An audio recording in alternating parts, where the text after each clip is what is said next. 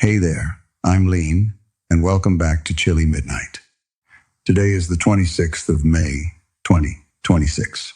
And before we begin tonight's stories, I just wanted to quickly clear something up.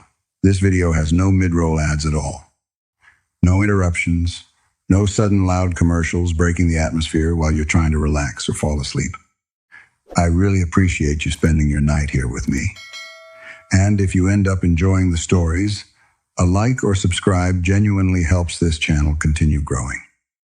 As always, let me know down in the comments where you're listening from and what time it is for you right now. I love seeing this strange little midnight community gathering from all over the world. Now dim the lights, maybe turn on a fan for that soft background hum. Settle in somewhere comfortable, and let's begin our evening together. By the time we returned from the cemetery, my grandmother's house had already warmed itself. That was the first thing I noticed. It had been empty for 3 days, except for the funeral flowers, the covered mirrors, and the casserole dishes. Neighbors kept leaving on the porch, as if grief could be fed until it stopped making noise. The heat should have been off. I had turned it down myself before we left for the church, because the old furnace drank oil like a dying animal, and because no one, least of all my grandmother, had ever wasted heat in October. But when I stepped inside, rainwater dripping from the brim of my black coat, the hallway breathed against my face. Warm, not comfortable, exactly, not welcoming, more like the inside of a closed hand. Behind me, my Aunt Lillian complained about mud on her shoes. My cousin Mark bumped one of the umbrella stands and swore under his breath. Rachel came in last with her husband, both of them carrying the cautious silence of people who had already argued in the car and were waiting for privacy to continue. No one else seemed to notice the heat or the smell. At the funeral home, everything had smelled of lilies and carpet cleaner. At the church, it had been candle wax and damp wool. But the house smelled faintly of boiled milk, lavender soap, and something medicinal underneath. That thin, bitter smell of crushed pills left too long in a plastic cup. I stood in the hall and listened. The house listened back. "You all right, Danny?" my younger brother Thomas asked. He had a wet program from the service folded in one hand. On the front was a photograph of our grandmother from 20 years ago, back when her hair was still silver instead of white and her hands could still hold pruning shears.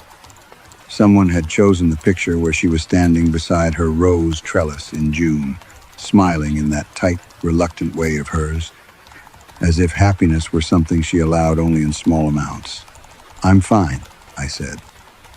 I had said that so many times in the last year that it no longer felt like an answer. It felt like a habit my mouth had developed after the rest of me had stopped participating.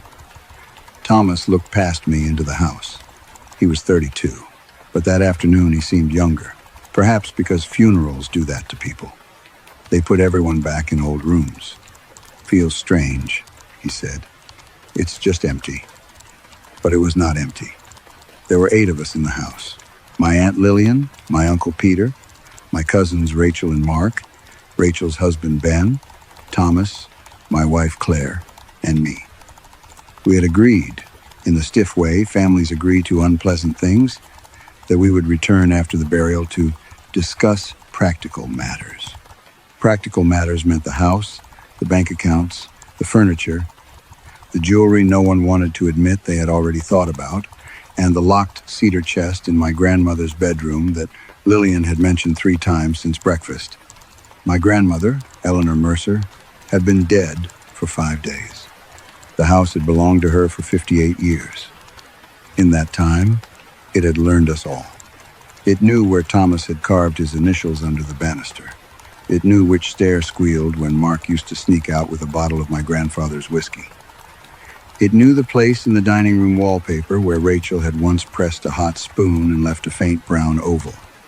No one ever successfully explained.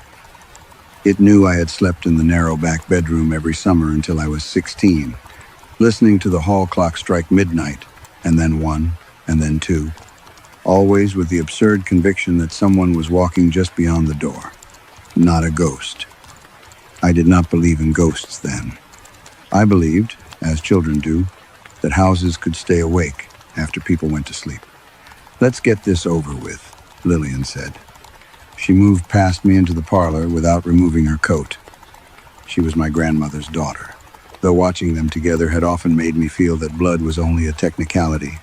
Lillian had inherited Eleanor's cheekbones and none of her patience.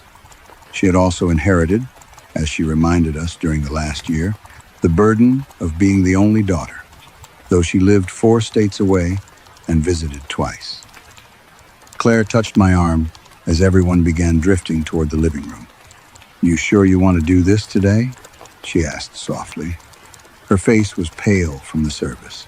A strand of dark hair had come loose near her temple, damp from the rain. Claire had liked my grandmother, or at least liked the version of her that existed before the hospital bed, before the oxygen tubing, before the long months when every conversation became a negotiation with pain. "It has to be done," I said. That was another habit. Claire did not argue. She had learned not to argue with certain phrases of mine. Instead, she took my coat and hung it beside the others. The living room looked exactly as it always had, except too clean. That was the second thing I noticed. My grandmother had never kept a dirty house, but she had kept a lived-in one. There had always been a knitting basket by the green armchair, a crossword half filled on the side table, a mug on a coaster, a pair of reading glasses folded on top of the newspaper. Now every surface had been cleared. The lace runner on the coffee table lay perfectly straight. The cushions had been plumped into stiff squares. The curtains were drawn, though it was only late afternoon, and the lamps cast small yellow islands in the brown room. At the center of the mantel, above the cold fireplace, stood the framed photograph from the service. Eleanor Mercer smiled beside her roses. For a moment, I had the unpleasant sensation that the photograph had not been there when I locked the house that morning. Then Lillian said, "Who moved Mother's portrait?" No one answered. "It was at the funeral home," she said. "The director probably sent it back with the flowers," Peter said. "He didn't," I said before I could stop myself. Everyone looked at me. I cleared my throat. I don't remember seeing it carried in." "You were distracted," Claire said gently. That was possible. I had signed forms at the cemetery. I had thanked Father Callahan. I had accepted folded condolences from people whose names came to me 2 seconds too late. I had watched dirt strike the top of my grandmother's coffin with a sound like knuckles on a door. Of course I was distracted. Peter poured himself whiskey from a bottle he had found in the cabinet. "Well, I'm not discussing bank forms sober." "It's barely 4, Rachel said. "It's a funeral. That isn't a time of day." Mark laughed too loudly. He had always laughed when he wanted other people to stop noticing something. Thomas stood by the bookshelves, running his fingers along the old board games stacked near the bottom. Monopoly, Clue, Scrabble, a cracked box of dominoes, and beneath them, faded almost gray, a game of Sorry, with one corner taped together. "God," he said, "she kept all of these." "Your grandmother kept everything," Lillian said. Not everything, I thought. The thought arrived so quickly and left so quickly that I almost missed it, like seeing a face in the window of a passing train. Thomas pulled something from the lowest shelf. "Do you remember this?" It was not a board game. It was a small wooden box, about the size of a cigar case, dark with age and smooth where many hands had touched it. On the lid, painted in chipped red letters, were the words, "Hide and Seek." Rachel gave a tired smile. "Oh no." Mark leaned over. "She still had that?" Thomas opened the box. Inside were slips of paper, each one folded twice, and a short pencil worn nearly to the metal. When we were children, my grandmother used the box to choose who was it. She would write our names on slips, shake the box, and let one of us draw. It had felt ceremonial then, though the game itself was ordinary. Count in the living room, hide anywhere except the basement, no locking doors, no going outside after dark. My grandmother had always enforced rules in games with more seriousness than rules in life. "No basement," Thomas said, reading my mind. "No attic either." Rachel added. Remember, after Mark got stuck behind the Christmas boxes? I didn't get stuck. You cried. I was 7. You were 11. The room loosened a little. Not much, but enough for people to sit down. Enough for grief to remove its hat and stand awkwardly in the corner. Thomas held up the box. We should play one round. No one spoke. He shrugged. I'm kidding. But he did not put the box back. Lillian stared at him as if he had suggested we open the coffin. This is not the time. That's why I said I was kidding. You're 32. And yet somehow still able to recognize a joke. Peter chuckled into his glass. Rachel rubbed her eyes. Claire sat beside me on the couch and folded her hands in her lap. I should have ended it there. I should have taken the box from Thomas, placed it back on the shelf, and said what I had said all year. Let's be practical. Instead, I looked at that little wooden box and remembered my grandmother standing in the doorway between the living room and the hall, one hand pressed to her apron, counting slowly while we ran shrieking through the house. 10, 9, 8. She had never counted from 1 upward like other people, always downward, as if the game were not beginning but ending. 7, 6, 5. Maybe 1 round wouldn't kill us, Mark said. Lillian made a disgusted sound. For God's sake. We're all just sitting here waiting to fight, he said. Might as well do something honest first. That would be new for you, Rachel said. The words landed harder than she meant them to. Mark's face changed. Peter looked away. Claire's fingers tightened around mine. Thomas shook the box gently. The folded slips whispered inside. It was then the hall clock struck 5. Every head turned. The clock had not worked in 12 years. It stood near the staircase, a tall mahogany case with a cloudy glass door and a brass pendulum that had gone still before my grandfather died. Eleanor had refused to repair it. She said a dead clock was right often enough for a house with no appointments. But now it struck again. 5 slow notes. Each one seemed to move through the floorboards before reaching the air. No one laughed after that. Peter lowered his glass. Did someone win that? It doesn't wind, I said. Thomas stepped toward the hallway, but before he reached it, something shifted on the coffee table. A sound no louder than a dry leaf sliding over wood. Claire inhaled sharply. There had been nothing on the lace runner a moment before. I am certain of that. I had noticed how clean it was, how bare, how unlike my grandmother's living room. Now a piece of paper lay in the exact center of the table. It was yellowed, folded once, and weighted at the top by the pencil from the hide-and-seek box. Thomas looked down at the box in his hands. The pencil was still inside it. No, Rachel whispered. Mark gave a small, irritated laugh. Okay, who's doing that? No one moved. I leaned forward before anyone else could. The paper smelled faintly of lavender soap and old drawers. My name was not on it. No name was. Only a sentence written in my grandmother's careful, slanted hand. Whoever is found must return what they took. Underneath, in smaller letters, was another line. Daniel counts first. For a moment, no one said my name. It was there on the paper, plain as a signature on a check. And still the room behaved as if the word had made no sound. Rain tapped at the dark windows. Somewhere in the walls, the old pipes gave a dull knock, then settled. The living room lamps hummed with a yellow tiredness that made everyone's faces look older than they had at the cemetery. Daniel counts first. Thomas stared at the note, then at me. He had the wooden box still open in his hands. Inside, the folded slips of paper lay in a little nest, all those childhood names waiting to be chosen. I could see the pencil in there, short and chewed near the end. The same pencil, impossible as that was, lay across the new note on the coffee table. There are 2 pencils, Mark said. He said it too quickly. Rachel looked at him. You checked? No, I mean there could be. It's a pencil. That's not the point, Claire said quietly. Lillian reached for the note, but I caught her wrist before she touched it. Her eyes flashed. Excuse me? I just think we shouldn't start grabbing things." It sounded sensible when I said it. I had always been good at sounding sensible. In our family, that had become my assigned role before I understood I had accepted it. Lillian withdrew her hand as if I had dirtied it. "Of course, Daniel will handle it." There was an old edge in her voice, sharpened over the last year.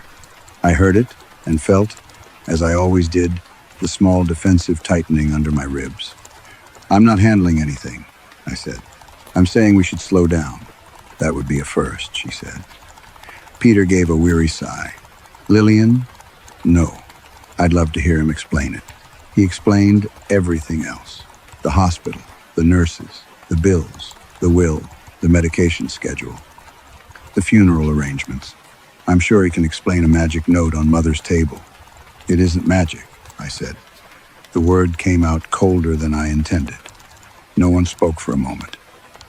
I looked at the note again and forced myself to breathe normally. Grief did things to rooms. It made ordinary objects seem staged. It made people cruel, suggestible, theatrical. We had buried Eleanor Mercer less than 2 hours earlier. We were wet, hungry, angry, exhausted, and sealed inside a house that had too much memory in its walls. There was always an explanation. Someone had written the note before the funeral and left it somewhere it had slipped from.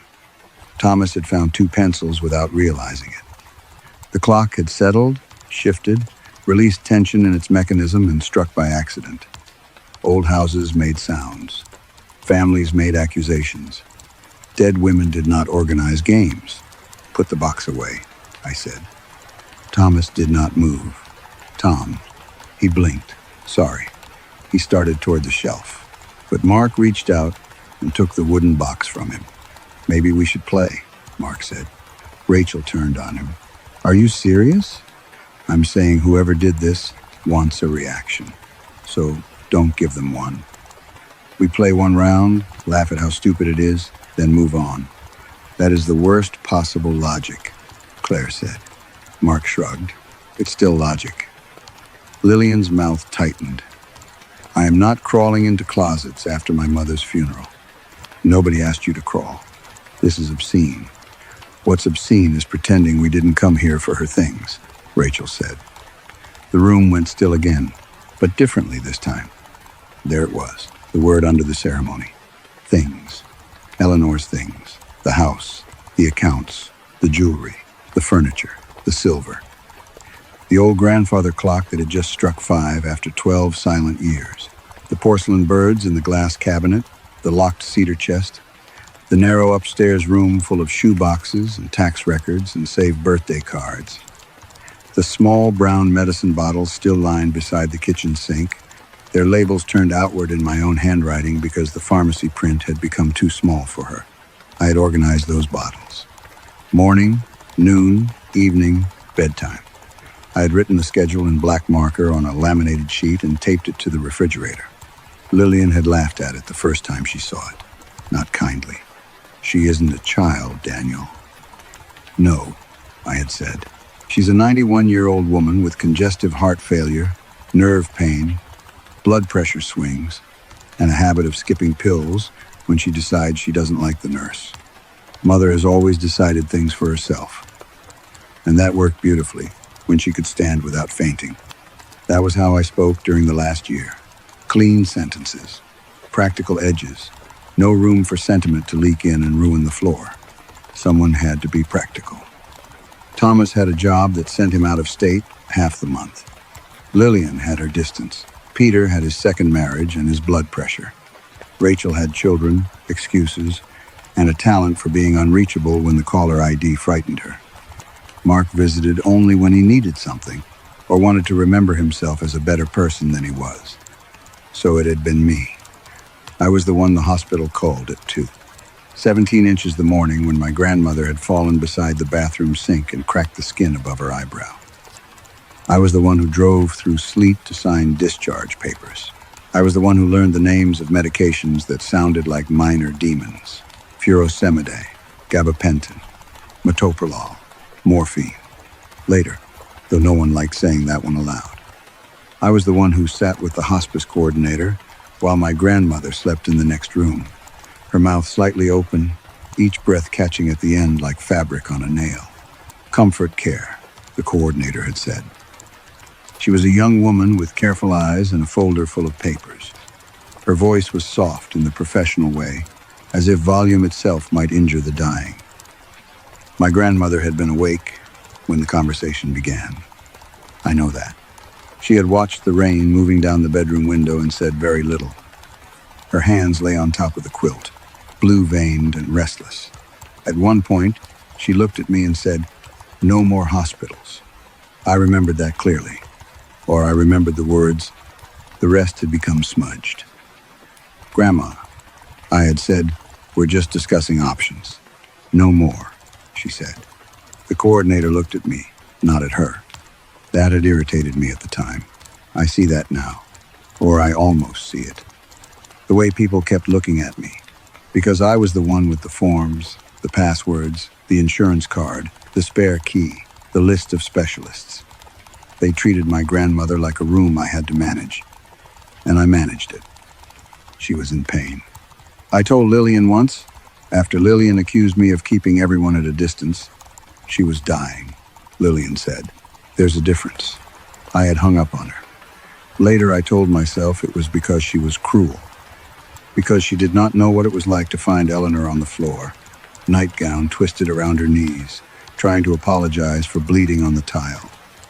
Because she had not sat in emergency rooms under fluorescent lights while old men coughed into paper masks and televisions played game shows no one watched. Because she had not gone home with the smell of disinfectant in her shirt and slept 3 hours before work. She had not been there. I had been there. That was the sentence I polished until it shone. In the living room, Claire's hand touched my knee, bringing me back. "Daniel," she said. I realized they were all watching me. "What?" "You went somewhere," she said.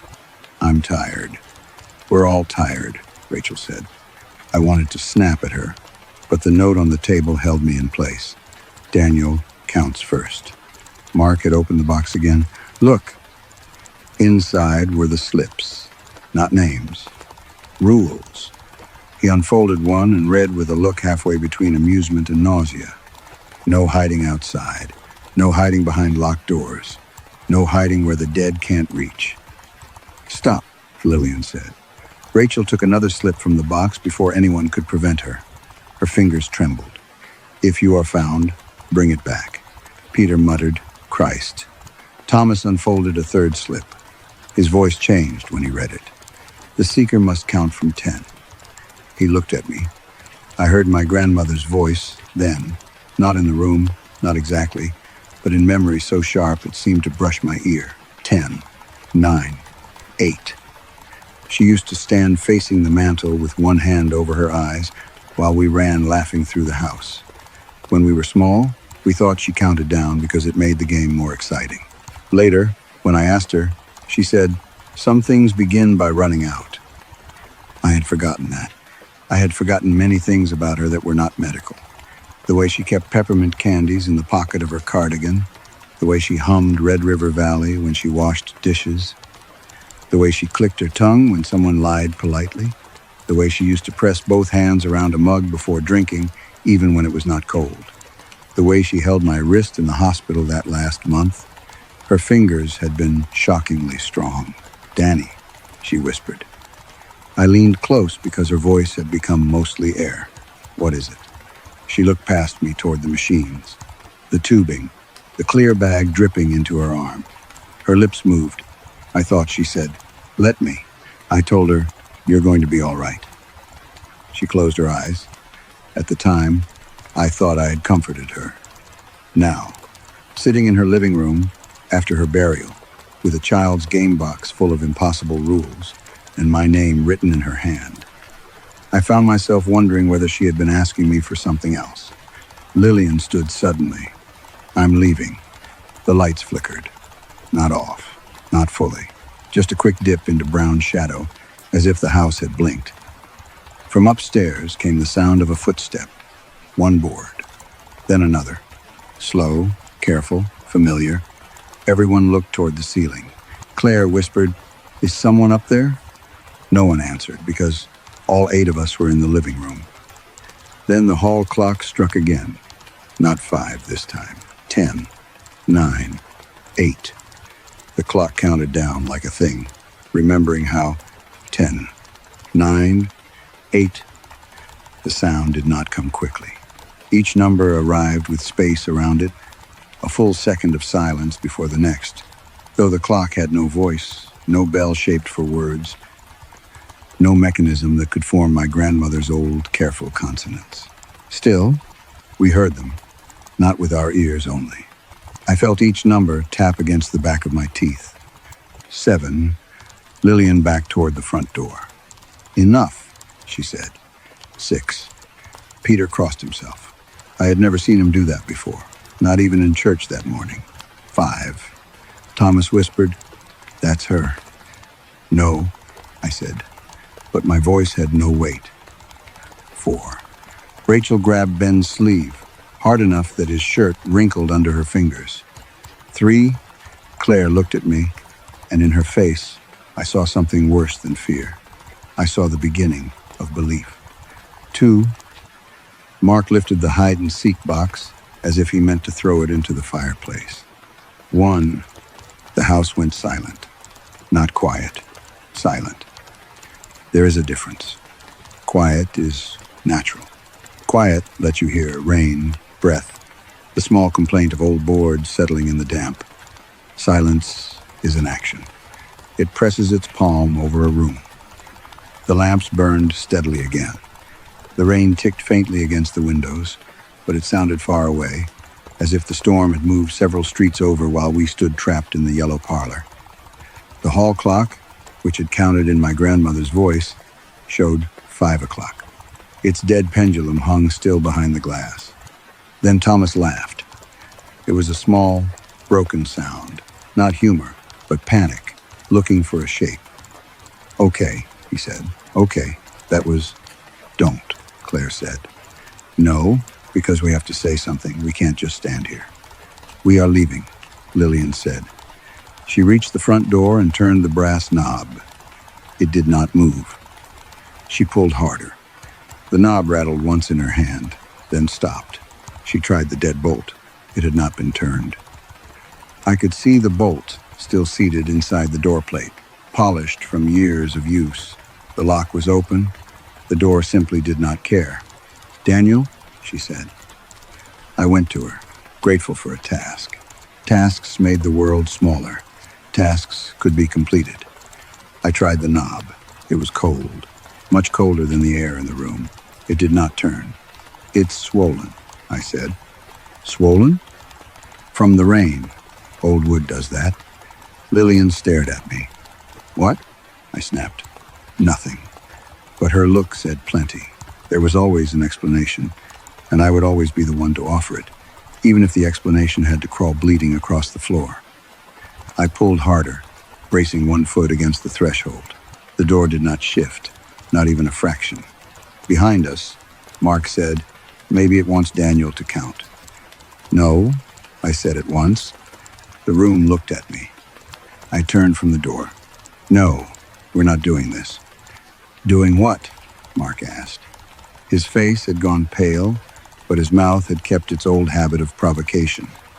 "The game? Because I'm pretty sure the game started without us.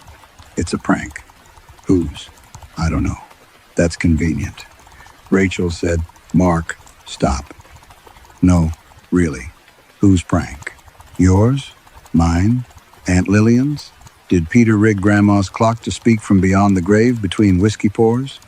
Peter set his glass down too carefully on the mantel. "Watch yourself." "Or maybe Daniel did it," Mark said. Claire stood. "Don't."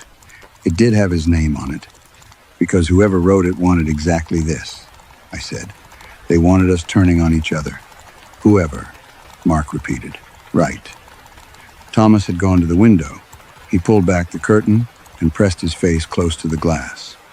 Outside, the porch light showed only rain and the black shape of the yard beyond. Our cars sat in the drive, pale and blurred. "I don't see anyone," he said. Lillian was still by the door, arms wrapped around herself. "Call someone." Rachel took out her phone. No signal? There's Wi-Fi, Ben said. The router's been unplugged since Tuesday, I said. How do you know? Because I unplugged it. Again, everyone looked at me. Grandma wasn't using it, I said. There was no point paying for practical, Lillian said. The word landed like a slap. I ignored her and took out my own phone. No bars. Emergency calls only, then not even that. The battery showed 82%, though I was certain it had been at 40 when we left the cemetery. Thomas let the curtain fall. What if we just play one round? He asked. No, I said. He turned. Danny, listen to me. I know how that sounds. But the note said you count first. The clock counted down. Maybe if we obey the haunted stationery, if we follow the rules, he said. There was my grandmother again.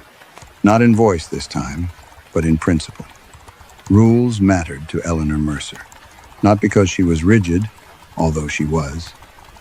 Because to her, rules were the difference between a game and cruelty. Hide and seek had been allowed only because she made boundaries around it. No basement, no locked doors, no outside after dark. No hiding where the seeker could not safely find you. I looked at the paper on the table. The words had changed. No one had touched it. I was sure of that. The pencil still lay across the top, though now it had rolled slightly, pointing toward me. The first line remained. Whoever is found must return what they took.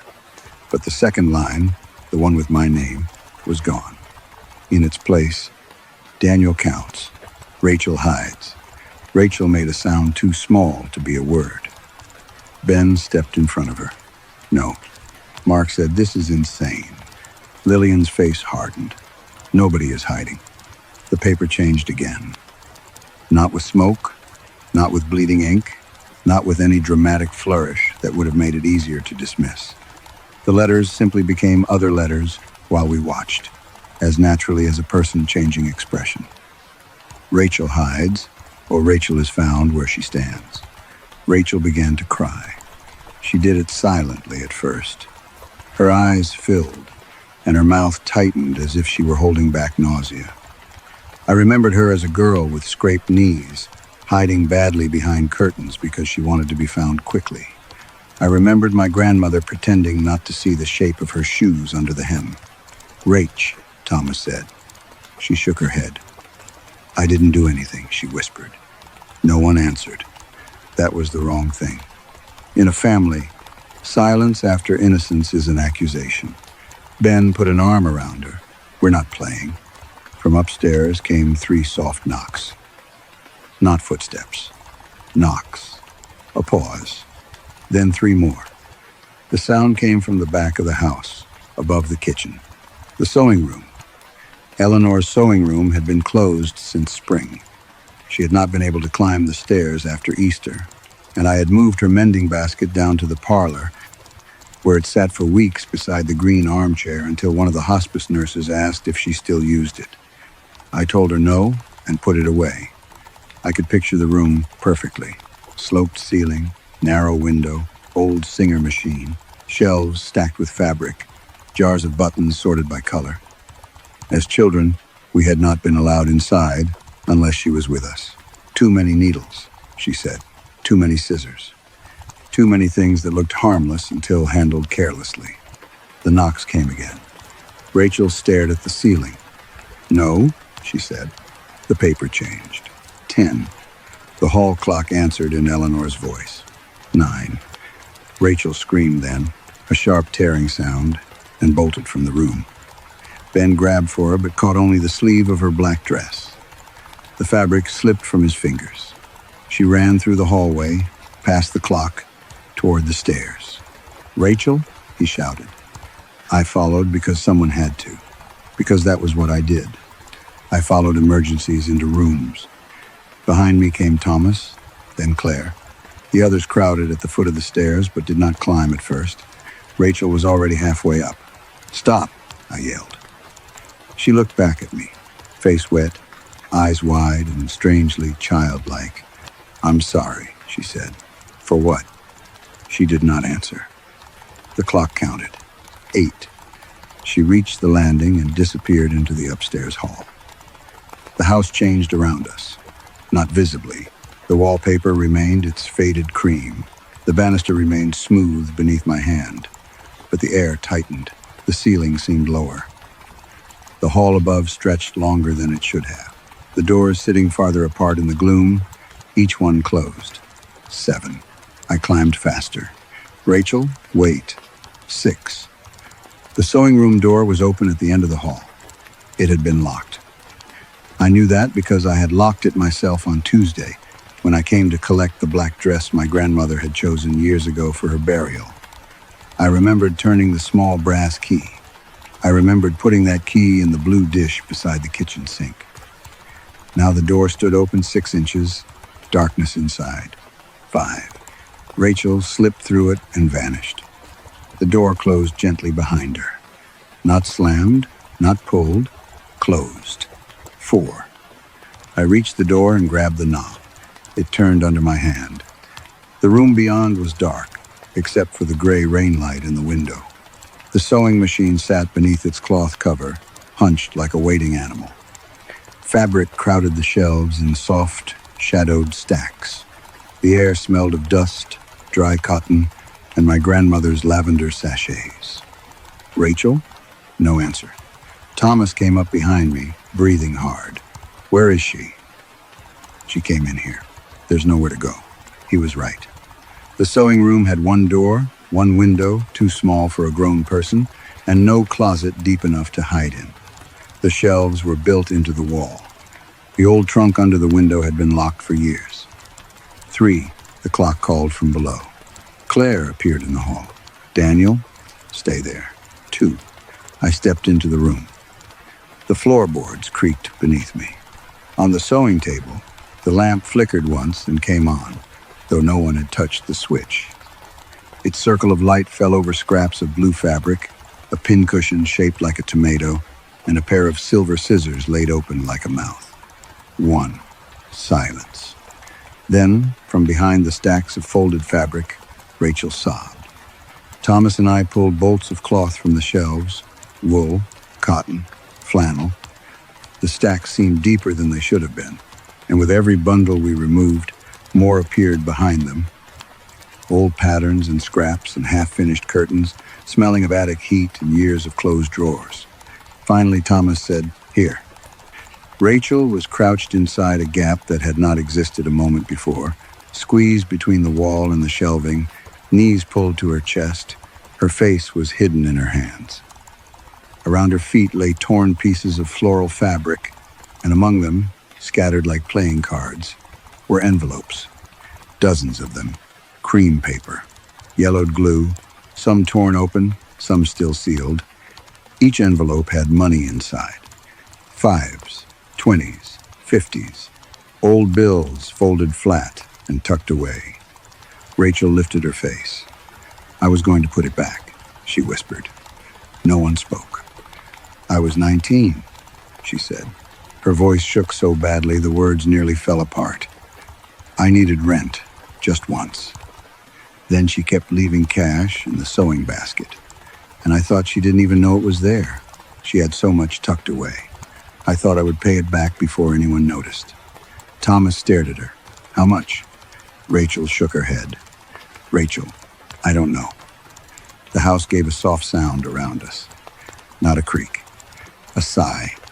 From downstairs, Lillian cried out. We ran. All of us, except Rachel at first, though I heard Ben coaxing her behind us, murmuring her name. When we reached the living room, Lillian was standing beside the coffee table, one hand over her mouth. The note had changed again. Beneath the rule, in my grandmother's handwriting, was a new line. "Rachel Mercer has been found." Under it, "Return what you took." Then, as we watched, another sentence appeared. "Mark hides next." Mark read his name and smiled as if his face had forgotten the correct expression. It was not a real smile. It was the kind people wear when they have been insulted in public and are deciding whether humiliation or rage will cost them less. His eyes moved from the paper to Rachel. who stood trembling near the stairs with Ben's arm around her shoulders. "Oh, that's cute," Mark said. "Very cute." Nobody answered. The room had changed while we were upstairs. I could not point to how at first. The lamps were in the same places. The curtains were still drawn. The funeral flowers still leaned in their vases, shedding petals onto the sideboard. But everything seemed closer together, as if the walls had taken one slow step inward while we were gone. Rachel kept whispering, "I was going to put it back." Ben said, "Stop saying that." I was. "We'll handle it." "No," Lillian said, and her voice had lost its earlier anger. It sounded stripped now, raw. "No, I don't think we will." On the coffee table, the note waited. "Mark hides next." Mark picked up the paper. The pencil rolled off and landed on the rug without a sound. "Mark," Thomas warned. Mark held the note up to the light. "Same paper as the stationery in the desk." "Put it down," Claire said. "I'm just looking. You're touching it." He laughed once. "And yet, I remain alive." He tore the note in half. Lillian cried out as if he had torn skin. For a second, nothing happened. Mark stood there with half the paper in each hand, his mouth slightly open, triumphant and terrified. Then the two halves darkened around the torn edges. Not burned exactly. Not wet. The fibers simply blackened, curling inward until the pieces became soft gray ash between his fingers. He dropped them. The ash fell onto the rug and formed letters. 10. The hall clock answered. 9. Mark stepped back. "No." Thomas moved toward him. "Just hide." "Are you insane?" "Just do it." "I'm not taking orders from a haunted party game." 8. The word moved through the room in my grandmother's voice, patient and clear. Mark looked at the front door, then at the windows, then at me. "You did this," he said. The accusation startled me less than it should have. Perhaps because I had been waiting for someone to say it since the first note appeared. "Don't be ridiculous," I said. "You had the key. You were here alone. You handled everything." 7. "That's enough," Claire said. "No, it makes sense," Mark went on, his voice sharpening as fear found something to bite. "Responsible Danny, St. Daniel of the pill organizer. You wanted to scare us before the will, make everyone feel guilty, maybe get us to back off." 6. I took a step toward him. "Listen to yourself." "I am. For once, I am." 5. Peter's voice came from near the fireplace. "Mark, for God's sake, hide." Mark looked around the room as if searching for a way out that had been there a moment ago and now was not. His eyes flicked toward the hall, the dining room, the dark mouth of the kitchen. "No locked doors," Thomas said. "Remember?" Mark gave him a look of wild contempt. "Shut up." 4. Then he ran. Not upstairs like Rachel, not toward the front door. He bolted through the dining room, knocking his shoulder against the china cabinet hard enough to rattle the glass birds inside. We heard his shoes strike the kitchen tile, then a drawer opening, something metal clattering. 3. "Mark!" Peter shouted. 2. A door slammed. The sound came from the back of the kitchen. The pantry. 1. Silence returned. For 3 seconds, no one moved.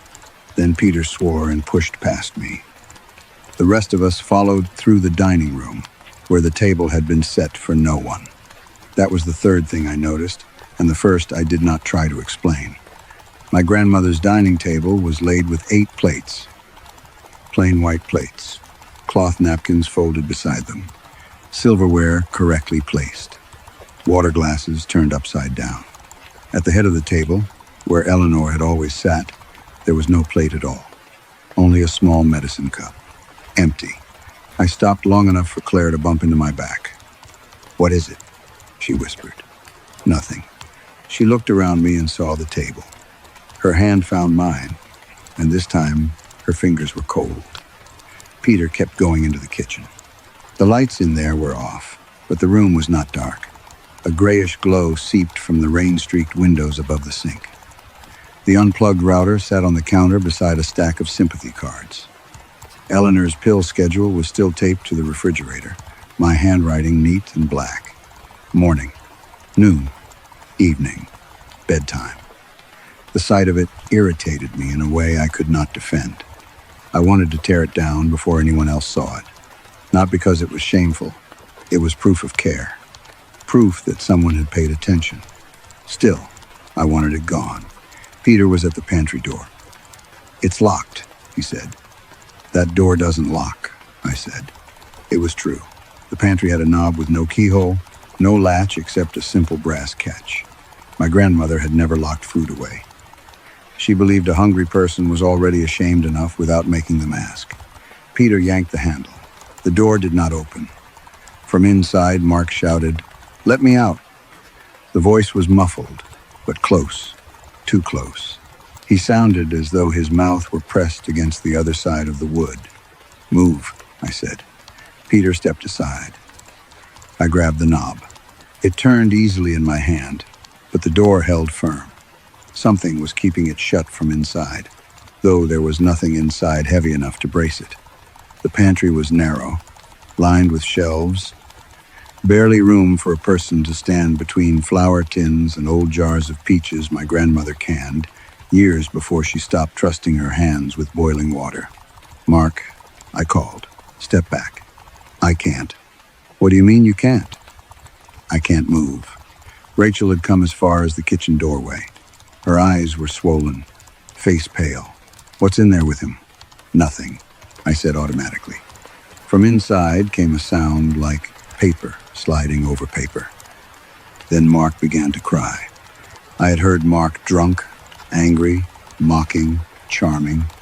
I had heard him curse police officers, lie to employers, laugh, while my grandmother checked her purse after he left. I had never heard that sound from him. It was a child's sound, wet and small. "Get it off me," he said. Peter struck the door with his shoulder. Once, twice. The second impact shook dust from the top of the frame but did not open it. Thomas joined him. Together, they hit the door hard enough that the dishes above the sink chimed in their cabinet. The door held. "Use something," Ben said. I pulled open the drawer beside the stove and took out the largest knife. Claire said my name, but I ignored her and wedged the blade between the door and the frame. The brass catch should have given. It did not. The knife bent. Mark screamed. Not long. One sharp note, cut off as if a hand had closed over his mouth. Then the pantry door opened inward. Peter nearly fell through. The smell came first. Burned paper. Old smoke. Under it, something sweeter. Blackberry jam, sugar, dust. Mark was standing inside with his back to the shelves, both arms pinned at his sides by a pale drift of paper. Letters covered him from throat to shoes. They clung to his suit, his hair, his wet cheeks. Some were whole, some were torn. Some were only blackened corners with words burned away. At his feet lay a metal trash can I recognized from the garage, though I had not seen it in years. Its bottom was filled with ash. For a moment, nobody spoke. Then Lillian said, "Those are Mother's letters." Mark squeezed his eyes shut. The letters moved. Not much. Just enough to rustle against him, turning their edges toward us like leaves stirred by a breath. Peter stepped inside and grabbed Mark's arm. The paper released him all at once. Letters slid down his body in a soft, accusing rain. Mark stumbled out of the pantry and dropped to his knees on the kitchen tile, coughing. One letter landed face up near my shoe. The handwriting was my grandmother's, but younger, rounder. "My dearest Samuel," I bent before I understood what I was doing. Samuel was my grandfather. He had died when I was 13. Eleanor almost never spoke of him afterward, not in any tender way. She mentioned his tools, his old coat, the leak he never fixed in the upstairs bathroom, but not his voice, not his hands, not love. I picked up the letter. The paper was warm. Mark saw it and made a broken sound. "Don't." Lillian moved toward him slowly. "What did you do?" He shook his head. "What did you do?" she asked again. Mark wiped his mouth with the back of his hand. He looked younger than I had ever seen him, which made what came next somehow worse. I thought they were worth something. No one moved. The letters, he said. I found them in the cedar chest after Grandpa died. Old love letters, war letters, all that. I thought maybe collector's historical stuff, you know? But there were too many. Most weren't worth anything. Rachel whispered, "You stole Grandma's letters?" I was broke. "You were always broke," Thomas said. Mark flinched. "I sold a few," he said. "Not many." Then she asked about them. Lillian's face changed. She knew? She knew they were missing. He looked at the pantry, then away. She cried. I'd never seen her do that. I panicked. "So you returned them?" Peter asked. Mark laughed, but it came out like a cough. "I burned the rest." The kitchen went utterly still. Outside, rain ran down the window in crooked lines. Mark swallowed. I thought if there weren't any letters, there wasn't any proof. Lillian slapped him. The sound was flat and sudden. Mark did not defend himself. He stayed on his knees, one hand pressed to his cheek. The letters on the floor shifted again. They began sliding toward the pantry, gathering themselves into little streams, curling around our shoes. Rachel backed away. Ben swore. Claire pulled me toward the dining room, but I remained where I was, watching the papers move. The burned fragments went first, then the torn ones, then the whole letters, including the one in my hand. I tried to hold it. I do not know why. The paper warmed until it nearly burned my fingers, and I let go. It slipped from my grasp and joined the others, gliding across the tile into the pantry. The door remained open, but beyond it, the shelves were no longer visible, only darkness. In the living room, the pencil began to write. We heard it. That was the worst part. Not seeing it, hearing it. A dry, quick scratching from the next room. Everyone turned. No one wanted to go first, so I did. The note had returned to the coffee table, whole again, unburned and uncreased. The pencil moved by itself across the page in short, deliberate strokes. When it stopped, the room seemed to exhale. Mark Mercer has been found. Return what you took. Below that, a new sentence waited. Peter hides next. Peter looked at the words, then at the whiskey glass sitting untouched on the mantel. The glass was full again. He whispered, "But I didn't take anything." From somewhere deep inside the house, behind a wall that had never held a room, my grandmother began to hum. My grandmother's humming came from nowhere and everywhere at once. It slipped through the kitchen wall, thinned under the floorboards, trembled in the glass fronts of the cabinets. It was not loud. That made it worse. A loud sound could be attacked, shouted over, blamed on pipes or wind or nerves. This was soft enough to be intimate, the kind of tune someone hums when they believe no one is listening. "Red River Valley," Claire whispered. I looked at her. "She used to hum it," Claire said, "when I helped her wash dishes." I almost corrected her. I almost said Claire had helped with dishes only twice, maybe 3 times, and that she was making the memory larger because grief encouraged generosity. But the words died in my throat. The humming stopped. On the coffee table, the paper still read, "Peter hides next." Peter stood very still. He was the eldest surviving Mercer, my grandmother's only son, broad-shouldered once, now softened around the middle in his dark funeral suit. He looked at the words as if they were a legal notice he intended to dispute. "I didn't take anything," he said again. No one answered him. That was becoming our family's new language. Silence after denial. Rachel sat on the edge of the sofa with her hands folded so tightly, her knuckles looked bloodless. Ben hovered behind her, useless and angry. Mark had not returned from the kitchen floor entirely. He stood near the doorway, touching his cheek, where Lillian had struck him. Eyes fixed on the living room rug as if another message might rise from the fibers. Lillian stared at Peter. He noticed. "What?" he snapped. She looked away. "Nothing." "No, say it." I said nothing. "You looked at me. You're being asked to hide, Peter. I think the house can speak for itself." He laughed once, harshly. The house. The lamps flickered. Only once. Peter saw it. We all did. Thomas picked up the hide-and-seek box with the caution of someone lifting an injured bird. More slips had appeared inside. Not many, but enough. He unfolded one and read silently, his face drained. "What does it say?" I asked. He did not answer. I took it from him. The paper was thin, soft from age, and warm as skin. Not everything stolen can be carried. I read it aloud before I could think better of it. Peter's jaw tightened. "That could mean anything," he said. The hall clock began. 10. Peter backed up. "No, 9. "Peter," Lillian said, and there was something pleading in her voice now. "Just do what it says." 8. "I am not participating in this sickness." 7. The floor gave a long, low groan beneath us. The living room seemed to tilt. It was slight enough that my mind refused it at first. The lampshades leaned. The funeral flowers shifted in their vases. The whiskey in Peter's glass climbed one side and held there, defying the table beneath it. Claire gripped my arm. "Daniel," she said, "I see it." That frightened me more than if I had denied it. 6.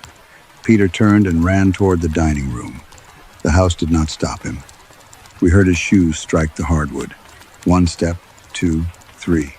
Then the rhythm changed. Instead of fading toward the kitchen, it came from above us. Heavy footsteps crossing the upstairs hall. Thomas looked at the ceiling. How did he? 5. The dining room doorway no longer led to the dining room. Where the long table had been, with its 8 plates and empty medicine cup at the head, there was now a narrow hallway, papered in the faded blue roses from the upstairs corridor. It extended away into dimness, though no such hall existed on the first floor. At the far end, a door closed. 4. Lillian made a sound like a sob swallowed whole. 3. The hall clock's voice slowed, savoring the end. 2. The air filled with the smell of aftershave and old tobacco. My grandfather's smell, or what I remembered as my grandfather's smell from childhood, when Samuel Mercer would lift me from the floor with both hands and pretend I weighed as much as a sack of flour. He had been dead almost 20 years. The house should not have had any of him left. 1. A door opened somewhere above us. Then Peter screamed. We ran, not all of us. Rachel stayed on the sofa. Mark moved as if he might follow, then stopped at the threshold, unable to cross into the impossible hallway. Ben stayed with Rachel. Lillian came because Peter was her brother, and because fear had made her anger useful. Thomas, Claire, Lillian, and I climbed stairs that were no longer where the staircase had been. The dining room hallway stretched under our feet, then folded upward into steps without changing shape. The wallpaper remained blue roses. The ceiling lowered until Thomas had to duck. Family photographs appeared along the walls, but not the ones I knew. These were older, brown-edged, unfamiliar. My grandmother as a young woman in a floral dress, my grandfather in uniform, Lillian and Peter as children sitting too far apart on a porch swing. With each step, the clocks began.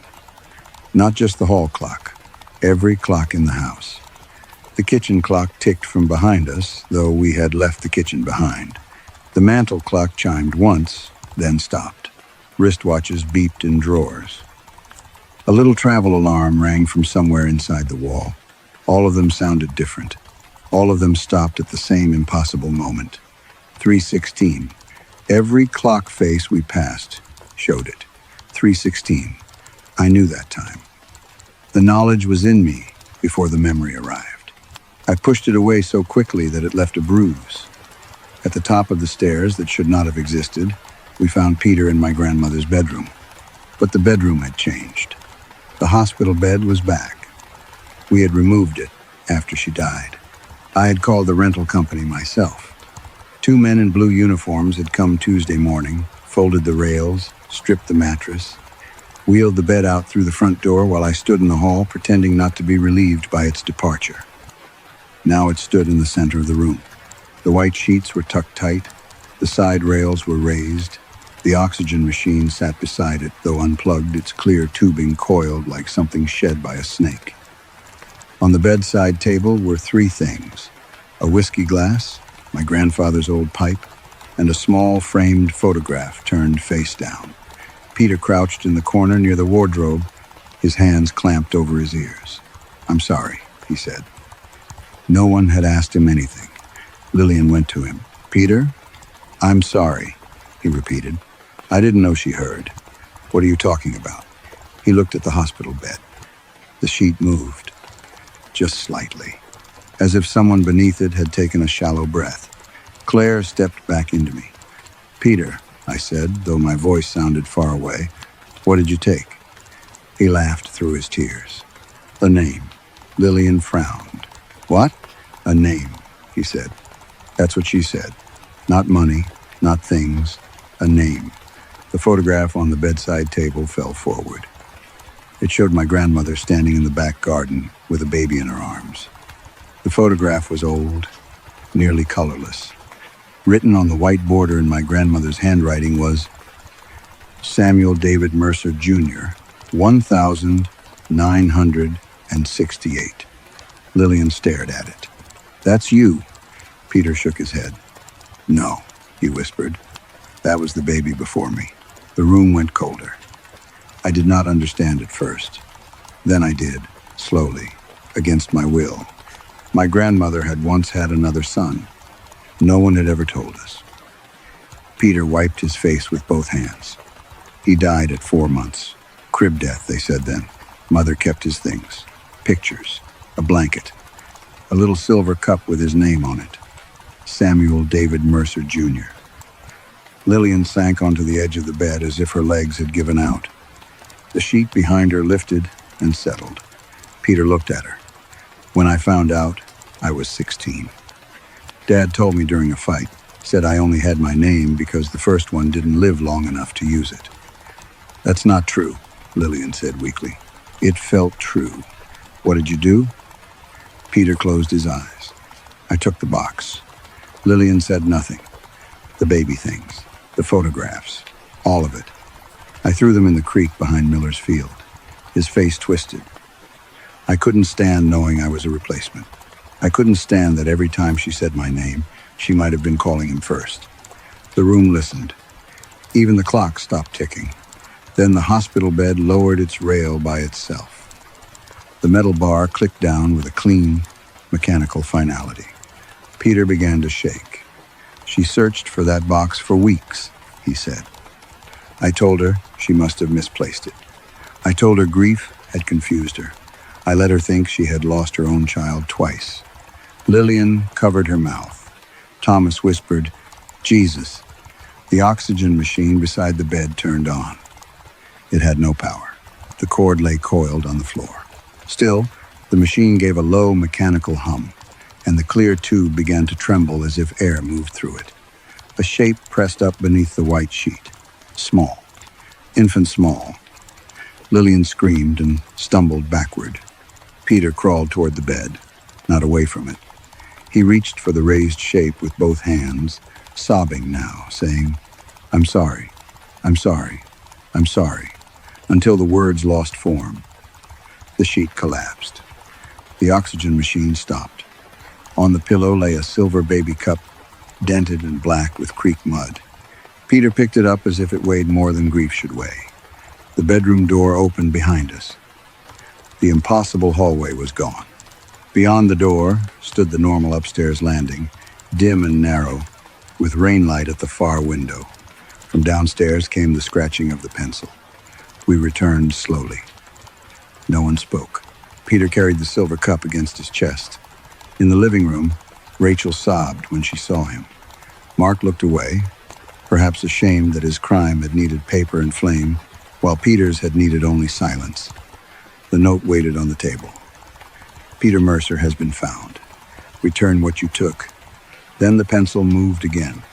"Lillian hides next." Lillian did not protest. She stood in the center of the room, staring at the paper, and something in her face loosened. Not fear, not guilt exactly, but recognition. The pencil wrote one more line beneath her name. Return the years. The pencil's last line stayed on the page after it wrote it. Return the years. Lillian read it once, then again, as if repetition might make the sentence less impossible. Her mouth opened, but no objection came out. That frightened me more than all her arguing had. My aunt had spent her entire life armed with words, and now the house had taken even those from her. "What does that mean?" Thomas asked. Lillian did not answer. The lamps dimmed until the living room seemed lit by candles instead of electricity. The rain outside thickened against the windows, blurring the porch and the driveway and the black, patient trees beyond. The house smelled different again. Not burned letters now, not lavender. Something sourer, old bed sheets, closed windows. A room where someone had waited too long for a visitor. The clock began. 10. Lillian closed her eyes. "No," Peter said softly. 9. His voice broke on her name. "Lillian." She looked at him then. And in that look there was a whole childhood none of us had been allowed to see. The dead baby before Peter, the mother who became quieter, the father who drank in the garage, the daughter who learned early that needing something did not mean receiving it. 8. "I didn't steal years," Lillian said. But the words were weak. 7. The hallway stretched behind her. Not transformed this time. It simply grew longer. The front door receded into shadow. The staircase seemed farther away than the size of the house allowed. One by one, doors appeared along the hall that I knew did not belong there. A nursery door painted pale yellow, a bathroom door with peeling blue paint, a hospital room door with a narrow rectangular window, a bedroom door marked by scratches low near the knob. 6. Lillian turned toward the new hallway. Claire whispered, "Don't go." But Lillian had already started walking. 5. She passed the first door. From behind it came the cry of a baby. Peter made a strangled sound but did not follow. 4. She passed the second. Behind that one, a young girl laughed, then stopped suddenly. 3. At the hospital door, Lillian paused. Through the small window, I saw a fluorescent light and the outline of a bed. Someone inside said, "Your mother has been asking for you." Lillian covered her ears. 2. She walked on. 1. At the scratched bedroom door, she disappeared. The hallway snapped back. The house became itself again. The living room was too small, too warm, crowded with people who no longer knew how to stand near one another. Peter still held the muddy silver cup. Rachel held one of the envelopes from the sewing room, folded against her chest like a prayer she did not deserve. Mark's face had gone gray. Ben kept checking his phone, though there had been no signal for nearly an hour. "What do we do?" Thomas asked. No one looked at me this time. That should have relieved me. Instead, it left me hollow. For the last year, every crisis had arrived with my name attached to it. The hospital called Daniel. The pharmacy called Daniel.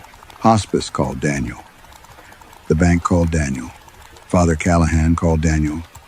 When Eleanor stopped eating, they called me. When she refused her pills, they called me. When she fell, screamed, wept, forgot, remembered, begged, or cursed, someone called me and waited for a decision. Now the house was making decisions without me. And that, more than the notes, more than the shifting rooms, filled me with a cold and private dread. "We need to find Aunt Lillian," Thomas said. "She'll be found," Rachel whispered. The way she said it made everyone turn. She looked down at the envelope in her hands. "That's how it works, isn't it? The house finds you. The house doesn't do anything," I said. My voice sounded automatic, like a machine still running after the building had emptied. Claire looked at me with tired sadness. "Daniel? What?" "You keep saying things like that. Because someone has to remain rational." "No," she said softly. "You're not being rational. You're refusing to look." The words struck closer than I expected. Before I could answer, something crackled upstairs. A thin burst of static. Everyone froze. It came again. Static, then a whisper. Not from behind a wall, not from some impossible hallway.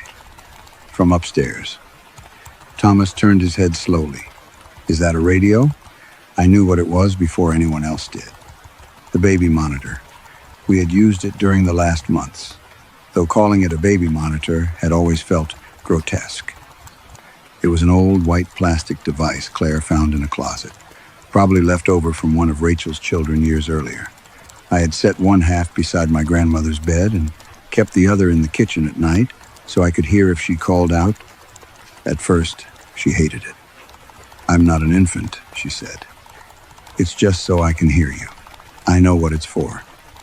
But later, when the pain worsened and the nights stretched, she stopped objecting. Sometimes I woke in the kitchen chair to the monitor, breathing softly.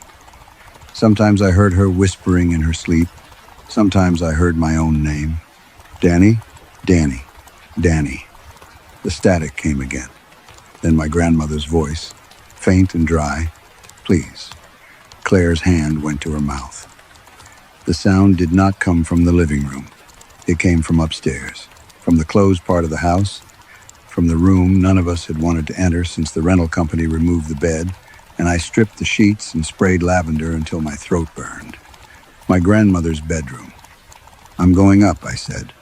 Thomas moved at once. I'll come with you. No. He stopped. I had said it too sharply. Stay with them, I added. If Lillian comes back, when, I said. But even I heard the thinness of it. Claire stepped toward me. Daniel, don't go alone. I'll be fine. You don't know that. I need to see what it is. No, she said. You need to control what it is. For one angry second, I hated her for knowing me well enough to say it. Then the monitor whispered again. This time, the voice said, Danny, let me. The room tilted. Not the floor, not the walls. Me. I turned before anyone could see my face and walked toward the stairs. No countdown followed me. No note scratched on paper. No hall stretched impossibly long. That absence made each step worse. The house did not need to perform for me yet. It had other methods. The staircase was colder than the living room. Each step remembered my childhood weight, my teenage weight, my adult weight, carrying laundry, medicine, a folded walker, clean sheets, a tray with soup gone cold. At the landing, the upstairs hall waited in a gray wash of rainlight. The sewing room door was closed. The bathroom door stood open. The guest room doors were shut. At the far end was my grandmother's bedroom. I had locked it after the funeral home took her. Not because anyone asked me to. Because I could not bear the thought of relatives wandering in, touching the quilt, opening drawers, sniffing for jewelry, measuring grief by resale value. That was what I told myself. The truth was simpler. I did not want the room looking back. As I walked, the baby monitor whispered again. The sound came from behind the bedroom door, a soft hiss followed by a breath. I reached into my pocket for the key and found it there, though I had left it in the blue dish beside the kitchen sink. My fingers closed around it. The metal was warm. I unlocked the door. The smell hit me first. Not death. Death had been taken away under sheets and paperwork. This was the smell of before death.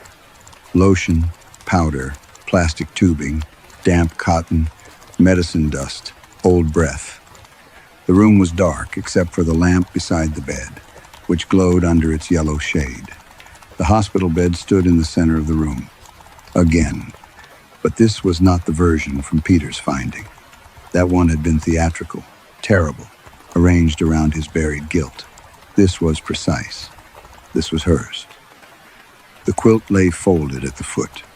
The pillow bore the shallow hollow of a head.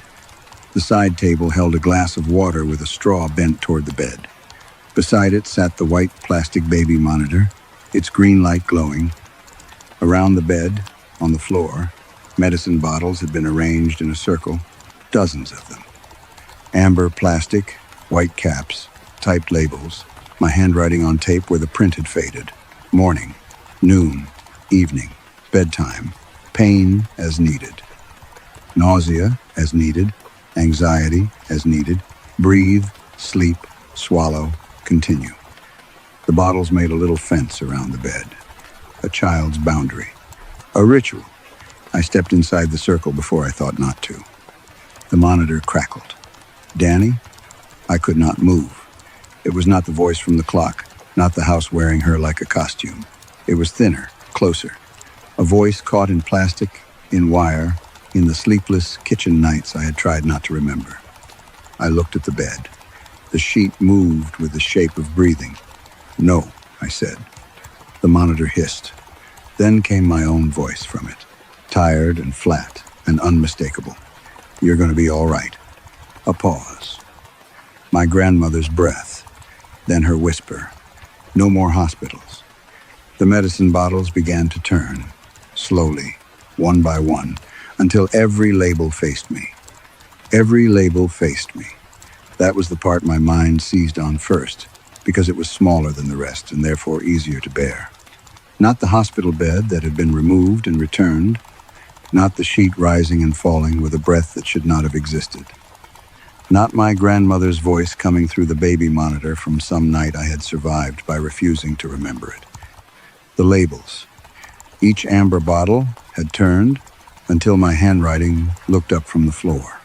Morning, noon, evening, bedtime. Pain is needed. Pain is needed. Pain is needed.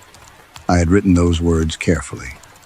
I remembered sitting at the kitchen table with a roll of masking tape, a permanent marker, and a kind of grim pride. The pharmacy labels were too small. The hospice nurse had said confusion was common near the end. My grandmother had always hated being confused. So I made the system simple. No one could misunderstand it. No one could say I had failed to care.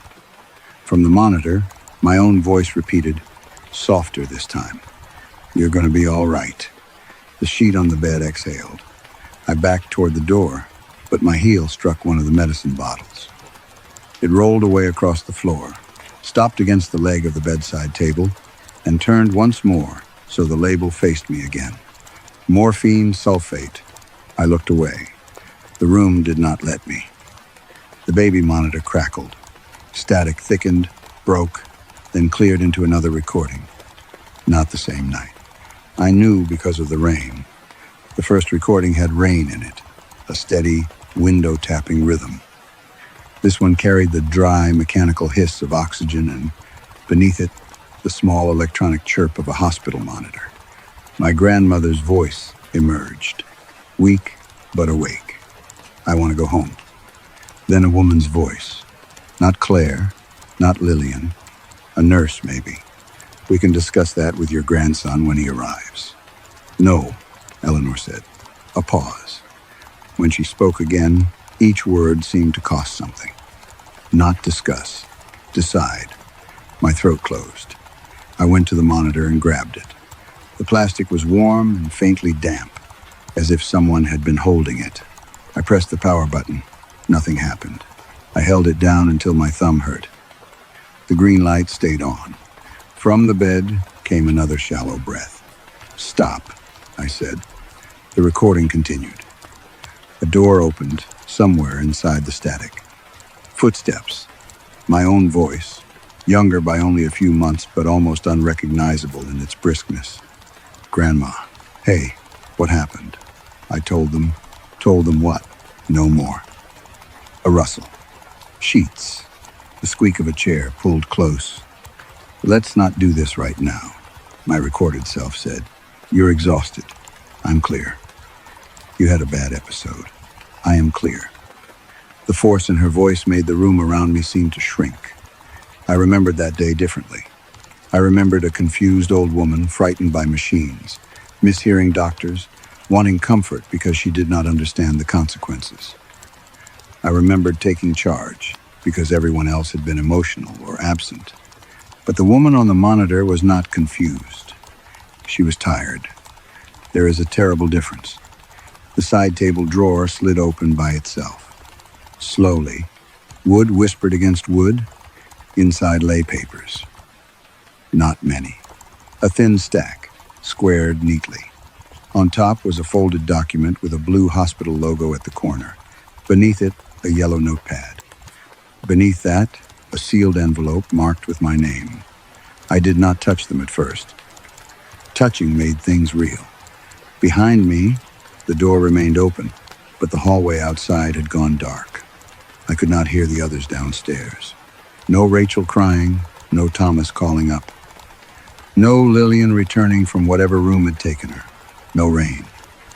Only the baby monitor. Only the bed. Only the slow, patient breathing under the sheet. I lifted the first document. Advanced Directive for Healthcare. The words were official, plain, black. Below them, Eleanor May Mercer. Her signature appeared on the bottom of the page, shaky but legible. The date was from 3 years ago, before the falls, before the oxygen, before I became the person everyone called. I scanned the lines quickly at first, then slower when my mind began refusing them. No prolonged life-sustaining treatment if death was imminent. No hospitalization for reversible complications if comfort care had been elected. No feeding tube. No resuscitation. No invasive measures. Preference, home hospice. Goal, comfort. Her initials appeared beside each instruction. EMM. I heard myself say, I never saw this. The room answered by opening the notepad. Pages lifted, though there was no wind. My grandmother's handwriting covered the paper in uneven lines. Some entries were dated, some were not. Some trailed off at the end, as though sleep or pain had taken the pen from her hand. Daniel means well. That was the first line I read. I hated it. I hated it more than an accusation. He thinks love is a locked door. He stands in front of everything and calls it protection. I lowered the page. The monitor hissed. My recorded voice returned. The doctor says antibiotics could give you more time. My grandmother said, time for what?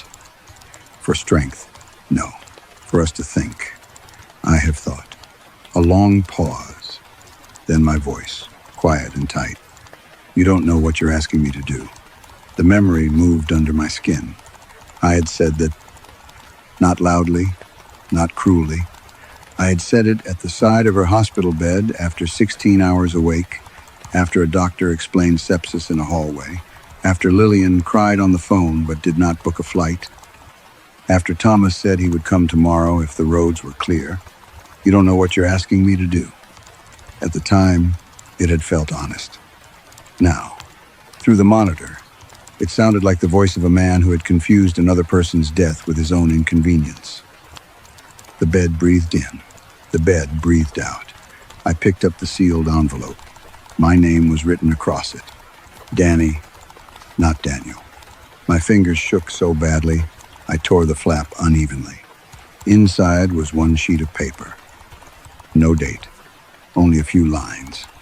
If you are reading this, I hope it is because I was allowed to go gently. I am not afraid of dying. I am afraid of being kept.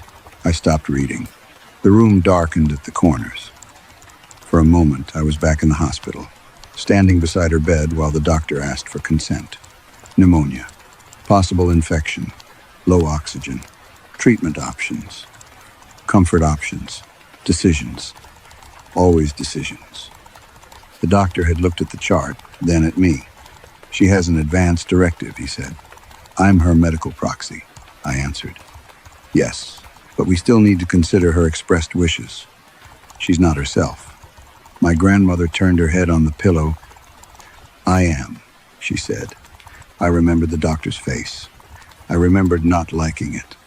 A kind face can become unbearable when it does not agree with you. She's in pain, I said. She's scared. My grandmother whispered, no more. I had leaned over her then, blocking her view of the doctor. Grandma, please, we are not giving up. Her eyes found mine, not pleading, not confused, disappointed. I signed the consent. The memory ended there because that was where I had always cut it. But the monitor did not stop. The recording continued past the place where my mind had drawn a curtain. My grandmother's voice, barely audible. Danny, My own voice. It's done. Danny, you'll thank me when you feel better. A pause. Then Eleanor Mercer, with the last sharpness the world had left her. No, I won't. The green light on the monitor blinked once. The medicine bottles began to rattle. Not all at once. One, then another, then several. Small plastic bodies trembling against the floorboards. Caps clicked. Pills shifted inside. The circle around the bed tightened by inches. I stepped backward and crushed one under my heel. The crack sounded like a bone. The bed sheet stopped moving. Every bottle stopped with it. Then the face-down pillow turned slightly toward me. No face beneath the sheet, no corpse rising, no hand reaching from the blanket. Only the impression of a head where no head should be. The monitor whispered in my grandmother's voice. "Where did you put the papers, Danny?" I looked down at the open drawer. Beneath the notepad, beneath the envelope, something else waited. A file folder. Plain manila. On its tab, in my handwriting, were the words, "Old forms, not relevant." I stared at it. I had not forgotten. Not entirely. That was the real horror of it. Not that the truth had been hidden from me, not that the house had invented evidence. The folder was mine. The handwriting was mine. The judgment was mine. Not relevant. I remembered finding the advance directive in her desk after the first hospital stay. I remembered reading enough to feel anger rise in me, hot and clean. I remembered thinking she had written it before she understood how dying actually looked, before she understood that refusal was not noble when someone else had to stand there and watch. So I put it away. Not destroyed. Not stolen. Just away. In a drawer. Under other papers, where decisions could be made without it. The baby monitor clicked. A new sound came through. Not my grandmother. The pencil downstairs. Scratch, scratch, scratch. I knew, with sudden certainty, that it was writing my name. I lunged for the doorway. The medicine bottles rolled after me. They did not chase quickly. They did not need to. They moved in a widening arc, clicking over the floor, bumping gently against one another like teeth in a cup. I stepped over them, stumbled into the hall, and caught myself against the wall. Downstairs, someone screamed. "Claire." I ran. Halfway down the stairs, the house went cold enough to show my breath. The living room came into view below. Everyone had gathered around the coffee table again. Even Lillian was there, though I had not seen her return. Her hair hung loose from its pins. She looked 20 years older than when she vanished and would not meet anyone's eyes. The note lay in the center of the table. Thomas looked up at me. His face told me before I reached the bottom. I walked into the room. The paper read, "Daniel Mercer has been found before hiding." Beneath it, the pencil was still moving. He took the piece. Then one last line appeared, darker than all the others. "Now Daniel hides." The words on the paper did not accuse me loudly. That was the cruelty of them. They sat in my grandmother's handwriting, neat and slanted and almost gentle. He took the piece. For a few seconds, I could not make the sentence fit inside my head. It was too simple, too small for what it meant. The others stared at me from around the coffee table, and I felt the room choosing sides without anyone moving. Claire's eyes were wet. Thomas looked frightened of me. Lillian would not look at me at all. Peter held the muddy silver cup against his chest, his face slack with a grief older than mine. Rachel still clutched the envelope of money. Mark stood near the mantel with burned paper dust on his sleeve, suddenly eager to be less guilty than someone else. "No," I said.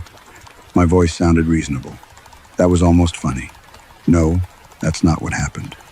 Nobody asked what had happened. I told them anyway. She was sick. She was in pain. She had infections. She had episodes where she didn't know where she was. I made medical decisions. That's not stealing. The pencil lifted from the paper. Then it touched down again. Now Daniel hides. The hall clock began before anyone could speak. 10. It was not the bell this time. It was her. Not the strong voice from my childhood, counting with theatrical patience while we ran into closets and under beds. Not the thin recording from the monitor. This voice held both, the grandmother who made rules and the dying woman who had asked me to stop. "Daniel," Claire whispered. "9. I stepped back. "I'm not playing." The lamps dimmed. The room darkened at the corners, as if night were leaking in through seams in the wallpaper. 8. Thomas reached for me. I pushed his hand away harder than I meant to. "Don't." He looked hurt. Even then, I noticed that. Even then, some cruel part of me filed it away as proof that everyone still expected me to manage their feelings. 7. The house opened behind me. The living room wall did not split. The doorway did not appear with thunder or rot or some theatrical sigh.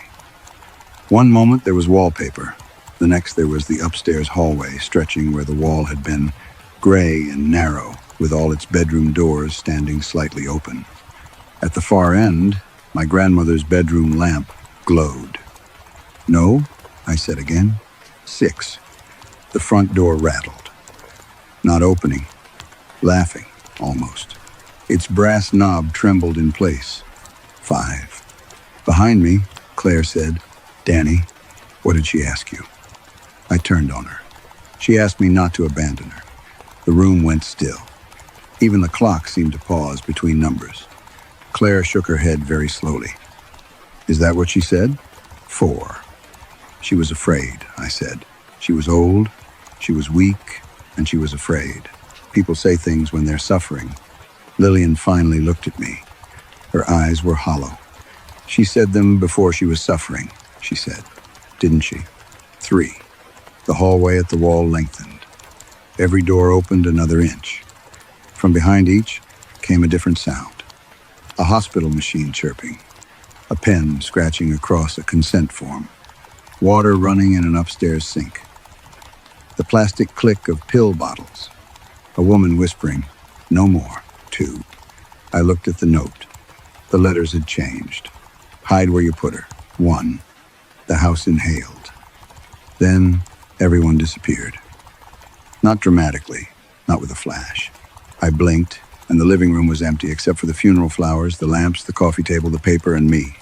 The silence after their absence felt enormous. Their coats still hung in the hall. Peter's whiskey glass sat full on the mantel. Claire's black scarf lay folded on the arm of the sofa. I could have stayed there. That is what I tell myself sometimes.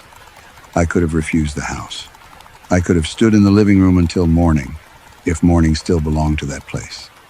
I could have waited for the others to return, waited for help, waited for sense. Instead, I ran, not toward the open hallway, away from it. I ran through the dining room, but the dining room had become the hospital corridor. Fluorescent lights buzzed overhead. Their brightness had the sick green cast of sleepless mornings. The floor beneath my shoes was no longer wood, but polished linoleum, reflecting pale strips of light. A red exit sign glowed at the far end, though when I ran toward it, the corridor lengthened. Behind me, my grandmother counted again. 10. I stopped. The game had restarted, or it had never stopped. The first door on my right stood open. I looked in and saw my grandmother on a hospital bed, alive, thin, furious, with exhaustion. A doctor stood beside her with a clipboard. I stood at the foot of the bed in the same suit I was wearing now, though I had not worn this suit that day. My other self looked cleaner, younger, sure of himself. "She doesn't understand what she's refusing," he said. The doctor said, "She seems clear to me. She's scared." My grandmother turned her head. "I'm tired," she said. I backed away from the door. 9. The corridor lights flickered. I ran again. The next doorway opened into her kitchen at midnight. Rain on the windows, the baby monitor on the table, me asleep in a chair, arms folded, neck bent at an ugly angle. The monitor crackled. "Danny?" My sleeping self opened his eyes but did not get up. "Please," her voice whispered through the plastic. He closed his eyes again. "I'll be there in a minute," he muttered. He slept for 43 minutes. I knew the number suddenly, with the certainty of pain. 8. No, I said. The word followed me down the hall, useless as a dropped key. The next room was my office. Forms spread across my desk. Hospice papers, insurance letters, prescription receipts. The advance directive lay on top of everything, lit by the blue glow of my laptop. I watched myself read it, watched my mouth tighten, watched my hand take the document and slide it into the manila folder marked "Old Forms Not Relevant." I had not destroyed it. I had not forged anything. I had only decided which truth mattered. 7. I ran harder. The hallway became the upstairs hall again, then the cemetery, then the emergency room, then the narrow back bedroom of my childhood, where I hid under the bed while my grandmother counted down in the living room. 10, 9, 8. Only now I was too large to fit beneath the bed.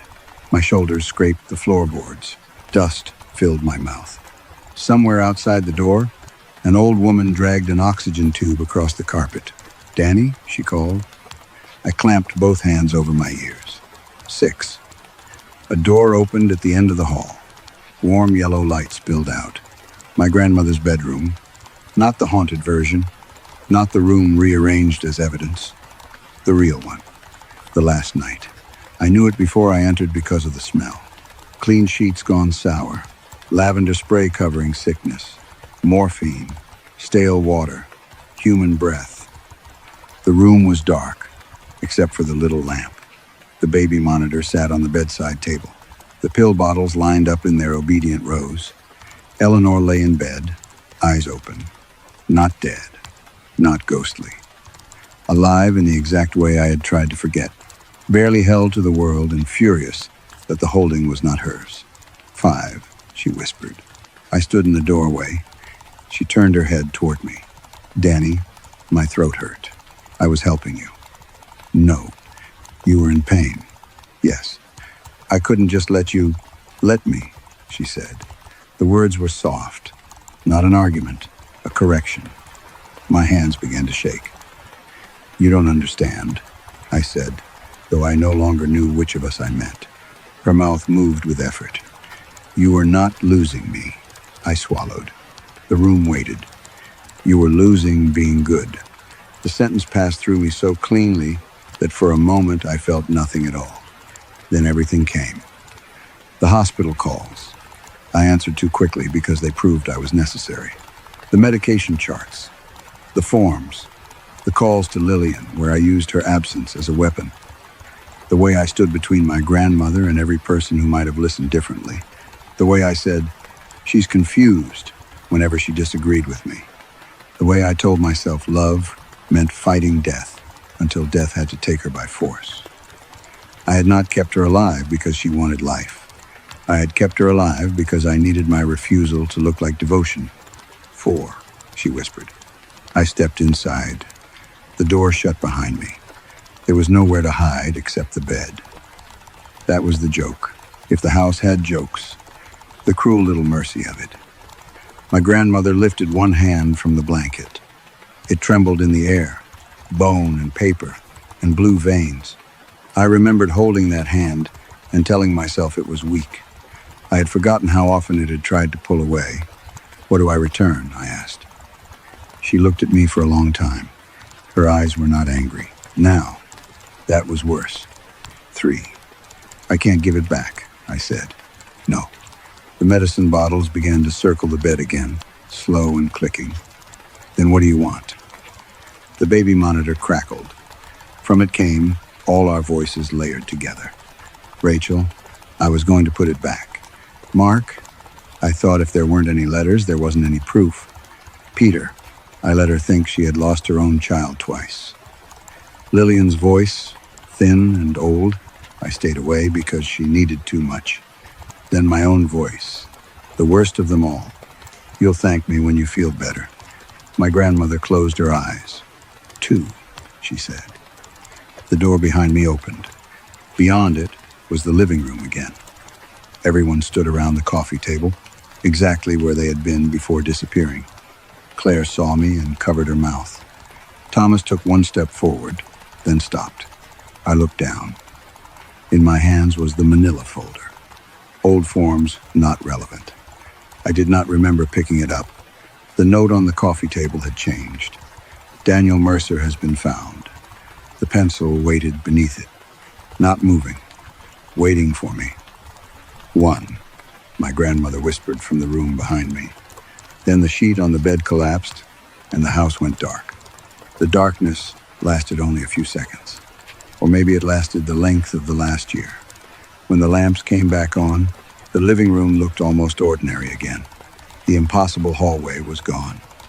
The wall had returned to its faded wallpaper, with the pale rectangular mark where my grandmother's piano had stood before she sold it to pay for roof repairs. The funeral flowers sagged in their vases.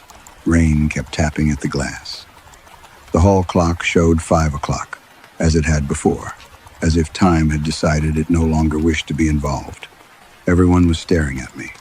I stood near the coffee table with the manila folder in my hands. The note lay beneath the pencil. Daniel Mercer has been found. No one asked where I had been. Perhaps they knew. Perhaps the house had shown them enough. Perhaps guilt, once uncovered, gives off its own light. Claire was the first to move. She came toward me slowly, as if approaching a person on a ledge. "Danny," she said. I tightened my grip on the folder. I did what I thought was right. The sentence sounded small in the room. No one contradicted me. That was worse than argument. Rachel sat on the sofa, her envelope of stolen cash resting in her lap. The sight of it was obscene now. Money could be counted. Letters could be gathered. A cup could be pulled from creek mud. Even Lillian, who had vanished into years and returned looking hollowed out by them, could stand there with her arms wrapped around herself and say, at least in theory, that she had lost time and failed to give it. But peace. What did peace weigh? Where did one put it? How did one return it to a dead woman? The pencil scratched once. Not writing, tapping, waiting. Thomas looked from the paper to me. His face was pale, and there was something childlike in the way he held himself, shoulders slightly hunched, as if the house had made him younger too. "What's in the folder?" he asked. I looked down. The tabs stared back. Old forms not relevant. I wanted to say nothing. I wanted to say medical paperwork. I wanted to say you wouldn't understand, which had always been my favorite locked door. But the house was listening. More than that, my grandmother was listening through every board, every lamp, every hidden seam where old dust gathered. I opened the folder. The first page was the advance directive. I placed it on the coffee table. No one touched it. Then the hospital consent forms. Then the hospice notes. Then the letter addressed to Danny. The paper with the sentence I had not finished reading. "I am afraid of being kept." Claire closed her eyes when she saw it. Lillian took a step closer. Her hands trembled, but her voice was steady when she spoke. "She wrote to you?" "Yes." "When did you read it?" I swallowed. The correct answer was upstairs. The honest answer was worse. "Tonight," I said. The lamps flickered. I felt the house reject the shape of the lie before anyone else could. My mouth went dry. I said, "I found it before. After the first hospital stay. I didn't read all of it." "Why not?" Thomas asked. "Because the first line had already told me enough. Because her handwriting made her too alive. Because the moment I read what she wanted, I would no longer be able to call my decision care." "I thought it was old," I said. The pencil tapped again. Once, a warning. "No," I said. My own voice startled me. Everyone watched. No, that isn't true. The room changed with those words. Not visibly. The walls did not move. The clocks did not speak. But something in the air loosened by one careful notch, like a hand easing back from a throat. I looked at the letter. I put it away because I didn't agree with it. No one breathed. She said no more hospitals. She said comfort, care. She said she wasn't afraid of dying. My throat tightened around the words, but the words came anyway, each one dragged up from somewhere ugly and deep. I told myself she didn't understand. I told the doctor she wasn't clear. I told all of you she was confused when she was not. Claire turned away from me. That hurt more than I expected. I had imagined confession, if it ever came, as a kind of collapse, a dramatic thing. Tears, shouting, forgiveness withheld or given. I had not imagined the simple act of my wife turning her face because she could not bear to look. Peter sat down heavily in the green armchair. "My God," he whispered. Lillian's expression did not change. That made it worse. "How long?" she asked. I knew what she meant. How long had I kept fighting after Eleanor asked to stop? How long had I turned her refusals into symptoms? How long had I called fear what was actually resolve? "Months," I said. The words struck the room like dropped metal. Rachel began to cry again, but quietly now, privately, as if she had finally understood that her own guilt did not protect her from pitying someone else. Thomas said, "Why didn't you tell me?" I laughed once, without humor. "You weren't there." He flinched. The house went cold. I heard how it sounded only after I said it. The old weapon, the polished sentence, the proof I had carried like a badge and used like a knife. "You weren't there." Thomas's face hardened. "You made sure of that," he said. "That's not fair." "No?" His voice shook. "Every time I asked what I could do, you told me it was handled. Every time I said I'd come, you said she was resting, or the nurses didn't want too many visitors, or it wasn't a good day. You made yourself the doorway, Danny, then blamed everyone for not getting through." I started to answer. Nothing came. Because I remembered, not as isolated moments, but as a pattern. Thomas texting, "Should I drive in tonight?" Me replying, "No need, she's stable." Lillian calling, "Can I speak to Mother?" Me saying, "She's asleep." Rachel asking, "Does Grandma need anything?" Me writing, "I've got it." I had worn exhaustion like holiness. I had mistaken being needed for being right. The note on the table changed. "Return what you took." The pencil rolled toward me. I stared at it. "What do you want me to do?" I whispered. The house answered from upstairs. The baby monitor crackled. My grandmother's voice drifted down through the ceiling, thin and patient. "Let me." Claire covered her mouth. I looked toward the staircase. A thought came to me, foolish and enormous. If the house had brought back beds, letters, money, rooms, years, perhaps it could bring back the moment too. Perhaps there was still some version of her upstairs, waiting at the edge of pain, asking to be released from the machinery of my love. I picked up the advance directive, then the consent forms, then the letter. "What are you doing?" Claire asked. "Returning it." She shook her head. "Danny." But I was already moving. The others followed at a distance. No one tried to stop me. The stairs felt longer than before. Every step gave under my weight, not as rotten wood, but as memory. At the top, the hall waited with all its doors closed. No humming now. No countdown. No shifting wallpaper. Only that small static whisper from the far bedroom. "Let me." I entered her room. The hospital bed stood in the center, empty. The medicine bottles still circled it, but they had gone still. The lamp burned low. The baby monitor sat on the bedside table, green light steady. I stepped over the bottles and placed the papers on the bed. The advance directive. The forms. The letter. "I'm sorry," I said. The words felt useless the second they left me. I said them anyway. "I'm sorry." Nothing moved. Behind me, the family gathered in the doorway. I could feel them there. All the Mercers, with their stolen things, their damaged offerings, their late shame. Claire, closest. Thomas beside her. Lillian, leaning against the frame, as if the years she had returned had left her unable to stand alone. The baby monitor hissed. My grandmother's voice came through. Not angry. Not kind. Pieces, not paper. I closed my eyes. The bed sheet appeared slowly. Not dropping from above. Not pulled by invisible hands. It formed from darkness over the mattress, white and thin, until the papers beneath it became blurred shapes. Then the outline of a body pressed up under the sheet. Eleanor, or memory, or the house arranging guilt into a shape I could understand. I reached toward her. Claire said, "Don't."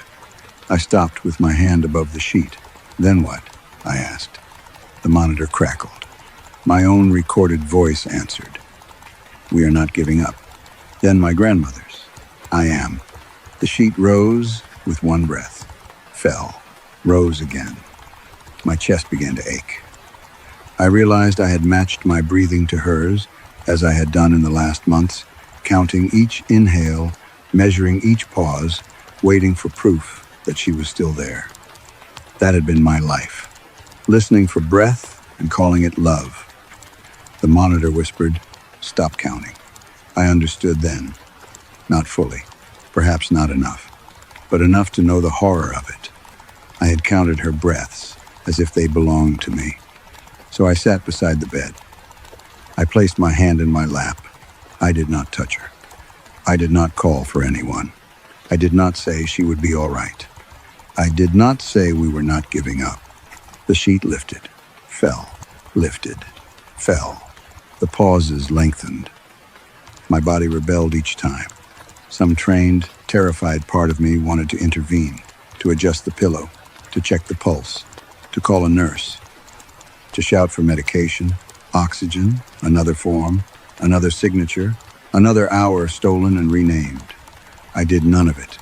Behind me, someone sobbed. It might have been Thomas. It might have been me. The sheet lifted once more, held, fell, and did not rise again. The baby monitor went silent. For a moment, the house was still. Then the papers on the bed darkened, as if soaked by invisible rain. The ink ran, the signatures blurred. The letter folded itself once, twice, and vanished beneath the sheet. I waited for warmth, for forgiveness, for some sign that the return had been accepted. Instead, the hall clock downstairs struck one note. The bedroom door closed behind my family. I turned. They were gone. The doorway was gone. There was only wall. On the bed, where the shape beneath the sheet had been, lay the pencil. Beside it, written directly across the white fabric in my grandmother's hand, were 6 words. "Now hide where no one looked." The wall where the door had been looked as if it had always been a wall. There was no seam in the wallpaper, no outline of a frame, no knob-shaped shadow. Just faded roses, climbing toward the ceiling, pale and orderly, repeating themselves until my eyes hurt. I pressed both hands against it. The plaster was cold. "Claire?" My voice came back to me, small and flat. "Thomas?" Nothing. I struck the wall with my fist. Once, twice.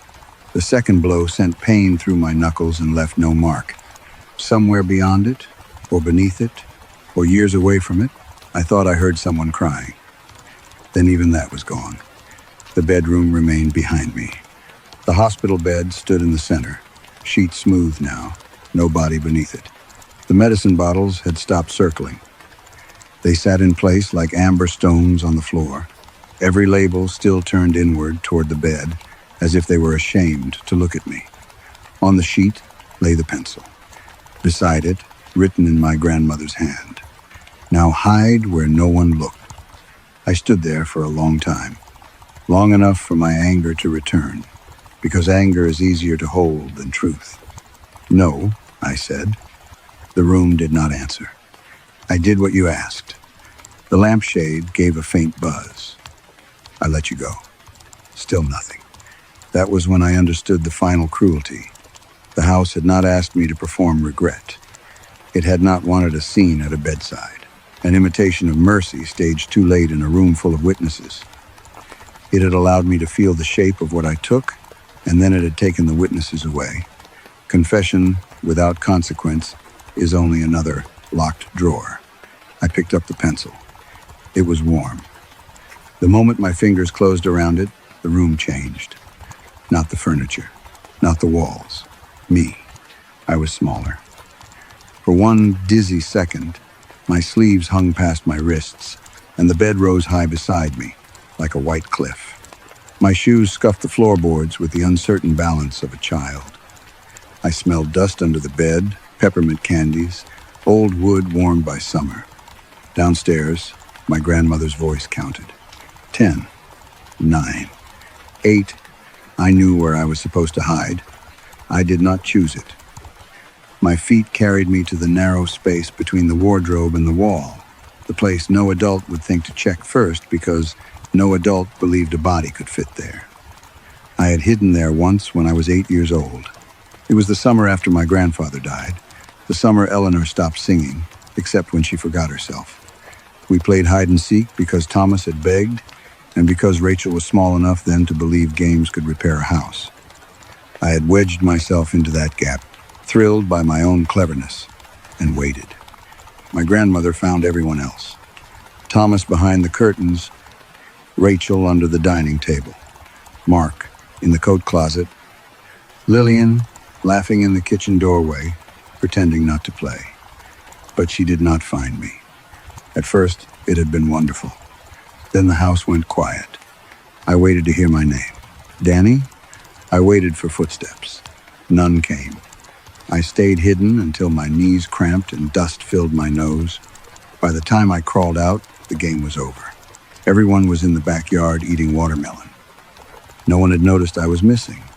No one except my grandmother.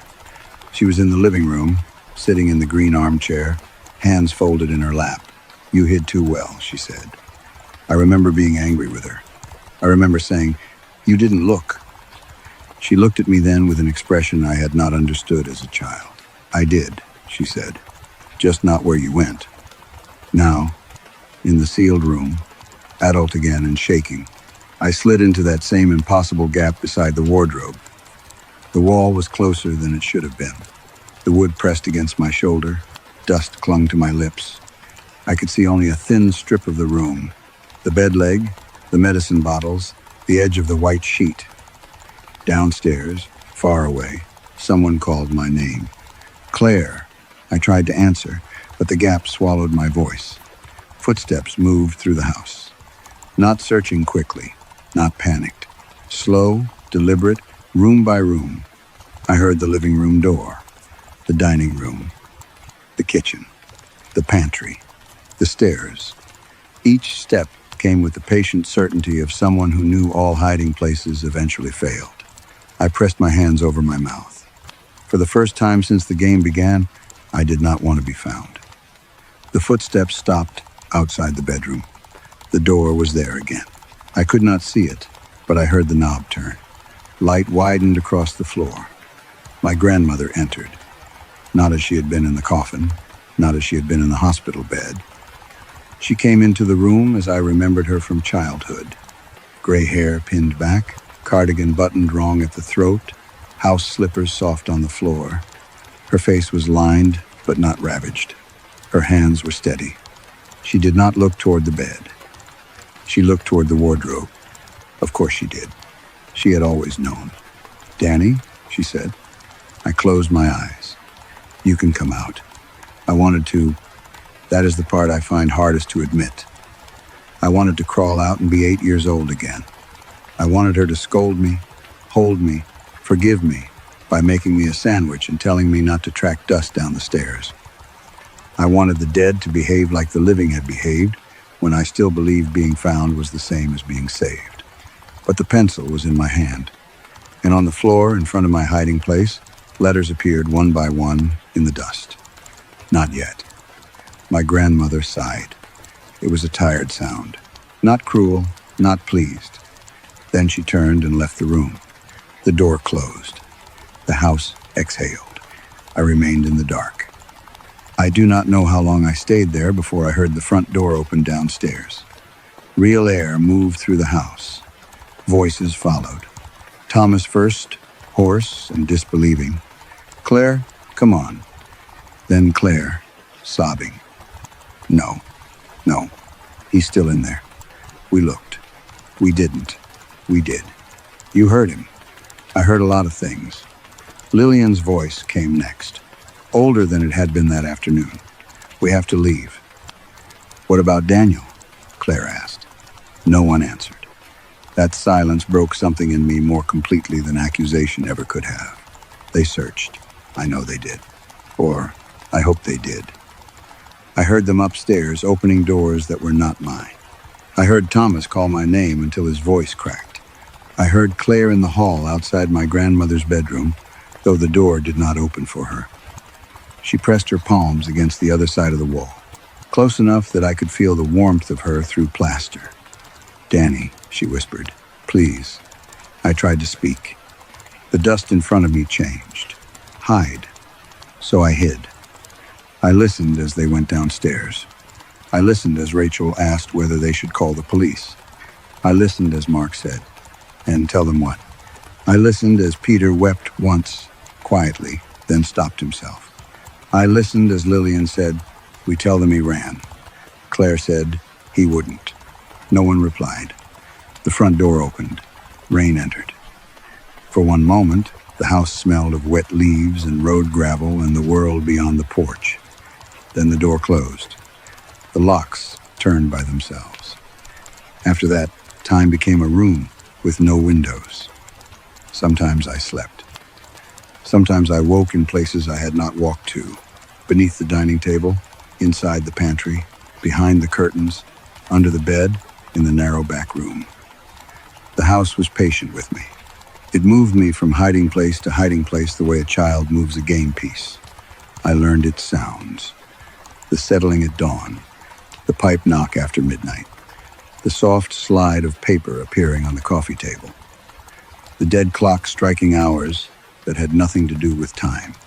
People came, at first. Police, neighbors, Claire, with red eyes and Thomas beside her. They walked through the house calling for a man who stood inches away behind doors that had become walls, under beds that had become tunnels, inside closets that had become acres of dark coats. Once, Claire sat in the living room for an hour after everyone else left. She held my grandmother's photograph in her lap. "I don't know what to believe," she said. I was behind the green armchair. I could see the back of her neck. I could have reached out and touched one loose strand of hair. The dust beneath my hand wrote, "Not your turn." Claire eventually placed the photograph back on the mantel. "I hope you're sorry," she said. Then, softer, "I hope that means something." She never came again. The house was sold 2 years later, or almost sold. Deals fell through. Inspectors found damp where there was no water, wiring problems that vanished when electricians arrived, a smell in the upstairs hall no one could identify.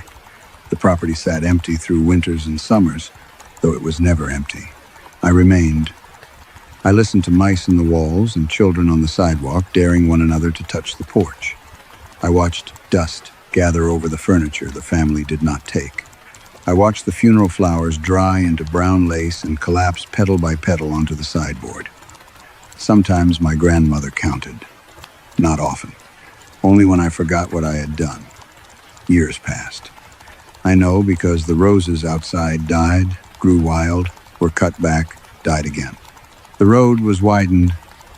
The neighbor's boy became a man who drove past with his own children in the back seat. The paint peeled from the porch rails.